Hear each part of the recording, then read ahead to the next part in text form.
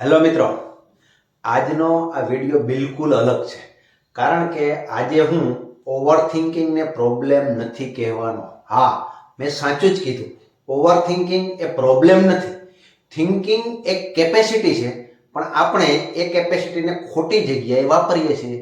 એટલે આપણને દુઃખ થાય, થાક લાગે, માઇન્ડ ઓવરવેલ્મ થાય.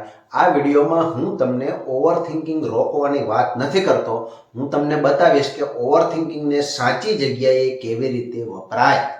એક ઓબ્ઝર્વેશન સાંભળો. ઓવર થિંકિંગ વાળા લોકો મોટે ભાગે કેવા હોય ખબર છે? Sensitive, detail oriented, responsible, imaginative, deep thinker. આ લોકો કેરલેસ નથી, લેઝી પણ નથી. આ લોકો વધારે ધ્યાન રાખે છે. પણ પ્રોબ્લેમ એ છે કે આ લોકો એટેન્શનને બહાર નહીં, અંદર માઇન્ડ લૂપ બને છે. હવે એક સીધી વાત, ઓવર થિંકિંગ એટલે તમારી થિંકિંગ પાવર નિષ્ક્રિય છે. જ્યારે થિંકિંગ પાવરને કોઈ ક્લેરિટી નથી, કોઈ ક્લિયર કામ મળતું નથી, ત્યારે તે પોતાને જ ખાવા લાગે છે. બિલકુલ એવી રીતે જેમ પાવર સપ્લાય છે પણ મશીન કનેક્ટેડ નથી અને એનર્જી વેસ્ટેડ નથી થતી, પણ એનર્જી શું કરે? હીટ થાય છે, એટલે ઓવરહીટ થાય છે. એટલે ઓવર થિંકિંગ પણ મેન્ટલ ઓવરહીટ જેવું જ છે.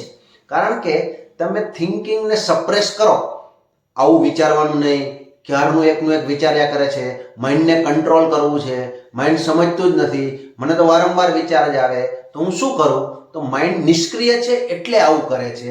અને એટલા માટે એ આ ટાઈપના થિંકિંગમાં પોતાની જાતને જ ખાય છે. હવે મુખ્ય વાત, ઓવર થિંકિંગને બંધ કરશો નહીં, ઓવર થિંકિંગને રીડાયરેક્ટ કરો. જ્યારે પણ ઓવર થિંકિંગ શરૂ થાય ત્યારે પ્રશ્ન પૂછો, આ એનર્જીને હું કયા કામમાં ઉપયોગમાં લઈ શકું? કોઈ પ્રોબ્લેમ છે તો સોલ્યુશનનું લિસ્ટ બનાવો, એન્ઝાયટી છે તો પ્લાનિંગ કરો, કોઈ ફ્યુચર થોટ છે તો ચેકલિસ્ટ બનાવો.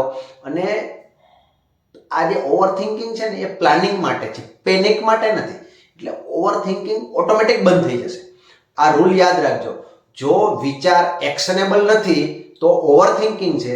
જ્યારે વિચાર આવે ત્યારે પોતાની જાતને પૂછો, આ વિચારથી હું કંઈ કરી શકું છું? જો જવાબ હા આવે તો એક્શન લો, જો જવાબ ના આવે તો થોટને ડ્રોપ કરો, મારા માટે કામનો નથી. અને જો ડિસ્કસ કરવા જેવું લાગે, ફિલ્ટર કરવા જેવું લાગે તો માઇન્ડને ડિસ્કસ કરી, ફિલ્ટર કરી અને ક્લીન કરી નાખો.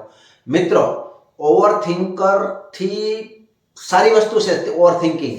મોટા લોકો ઓવર થિંકિંગ કરે છે, પણ આજ સુધી મને કોઈ શીખવ્યું જ નથી કે થિંકિંગ કેવી રીતે કરવાનું, ગોલ કેવી રીતે રાખવાનો, પોતાના માઇન્ડને અપગ્રેડ કેવી રીતે કરવાનું. એટલા માટે ઓવર થિંકિંગ એ વિઝડમ બનવાને બદલે આપણને ભારરૂપ લાગે છે. એકચ્યુઅલ એ સારું વિચારવાવાળા લોકો વાઇઝ હોય છે. તો આપણે શું કરવાનું છે? આ ઓવર થિંકિંગને ફક્ત સમજવાનું છે. આપણે અહીંયા માઇન્ડને સમજીએ છીએ, માઇન્ડને ઠપકો નથી આપતા. જો તમને એમ લાગ્યું હોય કે ના વિડીયો સારો છે, તમને કામ લાગે એવો, તો એને સબસ્ક્રાઇબ કરો અને કોમેન્ટમાં લખો અપગ્રેડ. Thank you.